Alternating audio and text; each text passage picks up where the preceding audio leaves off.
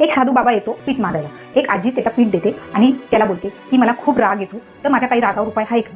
कारण की मी एवढं भांडून ना सर्व गल्ली मौला सर्व जेवढी लोक आहे ना त्यांच्याशी अबोली झाली. तर सर्वांनी त्यांचे घराचे तोंड आहे ना तर दुसऱ्या बाजूला करून घेतले मला घाबरून. कारण मी दररोज भांडते, मी जर भांडली नाही ना तर माझा तो दिवस चांगला जात नाही असं त्या साधूला सांगते. तर तो साधू तिला बोलतो की हा आहे एक उपाय. तर तो उपाय तिला ती बोलते की बाबा हात जोडून बोलते की मला तो उपाय सांगा. तो बाबा तिला एक औषधाची बाटली देतो, काचेची बाटली देतो आणि तिला सांगतो ज्यावेळेस तुला भांडण करायचा तुझा मूड झाला, ज्यावेळेस तुला वाटलं आता मी भांडण करणार, त्यावेळेस तू याच्यातलं औषधची जी बाटली आहे ना ती तोंडाला लावायची आणि जोपर्यंत तुझा राग जात नाही ना तोपर्यंत ती बाटली काढायचीच नाही. ती सेम तसंच करते. तर जेव्हा तिला राग आला ती बाटली तोंडात घालते, तिचं झाकण उघडून, आणि मग तिचा राग गेला तर ती बाटली तशीच ती एका साण्यात ठेवून देते. मग असं करत करत एक हप्ता होतो.